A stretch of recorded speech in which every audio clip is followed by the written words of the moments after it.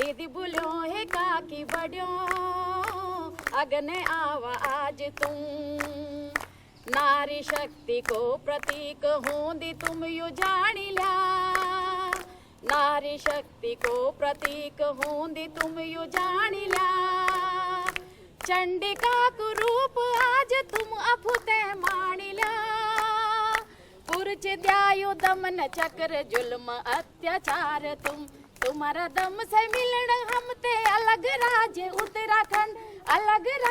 उत्तराखंड दीदी बोलो है काकी बड़ो अगने आवा आज तुम अगने आवा आज तुम अगने आवा आज तुम. The tranquility, serenity and the peace. Where else would we find it but in Devbhoomi in Uttarakhand? But if this is one side of the hills are also alive with politics. The elections less than 20 days away. We have with us the spokespersons of the BJP and the Congress, and we're also joined by the citizens of the state. Over the next 30 minutes, we're going to be discussing a series of issues ranging from defense to the minority vote bank, ranging from political defections to gender, and trying to understand how all of them figure within the complex state of Uttarakhand. Sir, tell us that the defections that happened in 2016, जो 9 MLA छोड़ के गए थे Congress party में, उसके बाद से from 9 that has gone up to about 12. And it's said that the Congress has lost some of its most important leaders in the state. How do you view this? Do you think this is advantageous for the Congress? The Chief Minister says that it's actually good for our party. BJP is the killer of the democracy in Uttarakhand because जिस तरीके से धनबल के आधार पर, बाहुबल के आधार पर और तमाम तरीके के प्रलोभन देकर 9 व्यक्तियों को तोड़ा गया 18 मार्च को, उसके बाद यहाँ की डेमोक्रेसी को इस तरीके से कुचलने का काम भारतीय जनता पार्टी ने किया, उसका दुष्परिणाम बहुत लंबे समय तक यहाँ के लोकतंत्र के लिए घातक होगा. और भारतीय जनता पार्टी क्या देना चाहती है इस प्रदेश को? लोकतंत्र की हत्या करने का काम इन्होंने किया. इस प्रदेश में दल बदल का दंश देने का काम भारतीय जनता पार्टी ने किया. और सरकार का जो हमारा बजट था वो 6 महीने तक हाईजेक कर दिया. बजट ही हमको नहीं मिला कि हमारा budget. So a series of issues, let me take that straight to the BJP. ये कह रहे हैं that you have bought their MLAs. ये कह रहे हैं that the BJP suffers from a Harish Rawat phobia.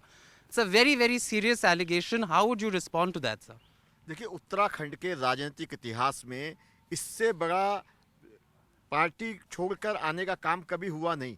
और आप अगर ध्यान से इसे देखें तो पहली बार ऐसा हुआ है कि कोई सत्ताधारी दल छोड़कर विपक्ष में आ रहा है. लोग विपक्ष छोड़कर सत्ताधारी दल की तरफ तो जाते देखे होंगे आपने, लेकिन विपक्ष सत्ताधारी दल छोड़कर विपक्ष में आने वाले, और जहां अहंकार की सरकार चल रही हो, भ्रष्टाचार की सरकार चल रही हो, 4 स्टिंग ऑपरेशन आए. उनके मोहम्मद शाहिद का स्टिंग ऑपरेशन जो उनके ओएसडी थे, स्वयं मुख्यमंत्री हरीश रावत का स्टिंग ऑपरेशन, उनके एमएलए का स्टिंग ऑपरेशन, उनके यूपीसीएल के एमडी का स्टिंग ऑपरेशन, और सब भ्रष्टाचार में मुख्यमंत्री से कनेक्टेड.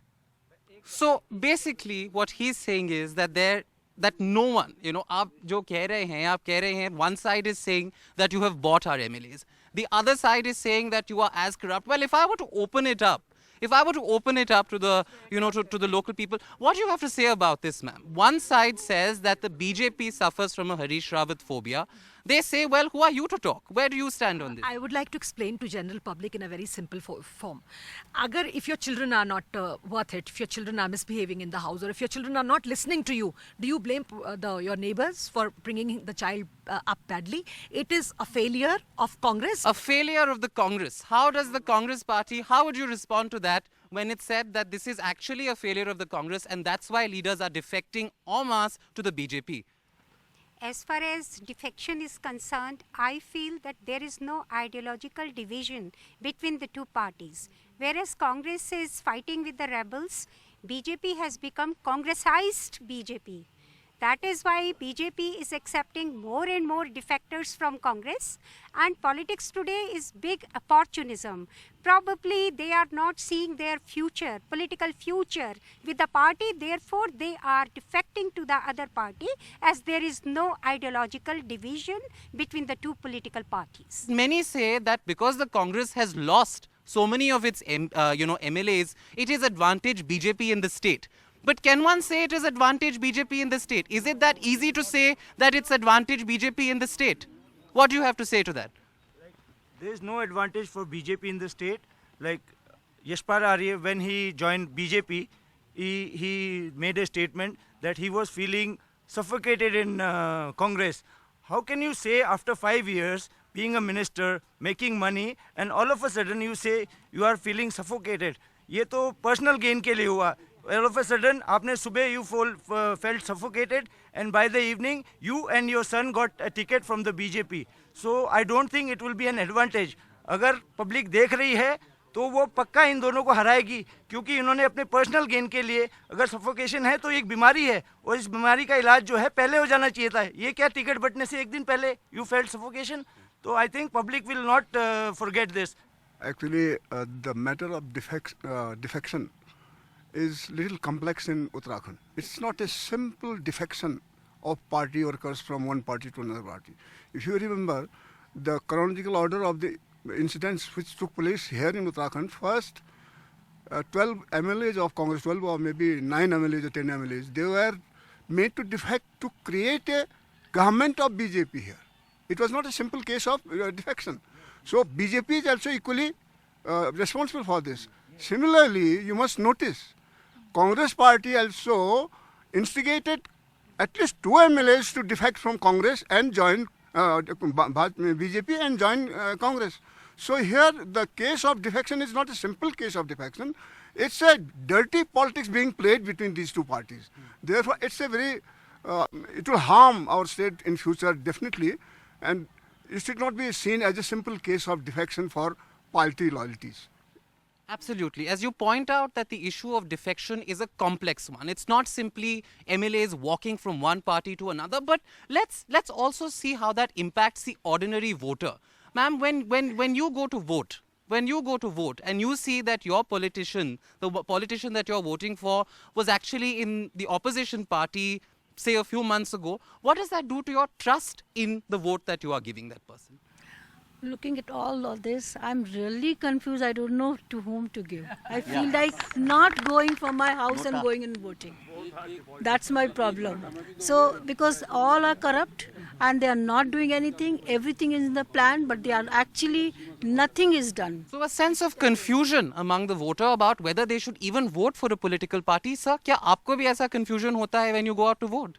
मैं तो सबसे पहले ये जानना चाहता हूँ कि पाला बदल की जो बात हो रही है वो पाला है क्या, हमें ये समझाया जाए. मैं ये कहता हूँ ये दोनों एक ही पाले के हैं.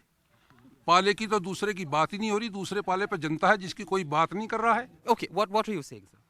Although I am a BJP worker from last 24 years, but from last 1 year, the political scenario in Uttarakhand, in all the political parties, may be regional or national, it is not in the interest of democracy or Uttarakhand.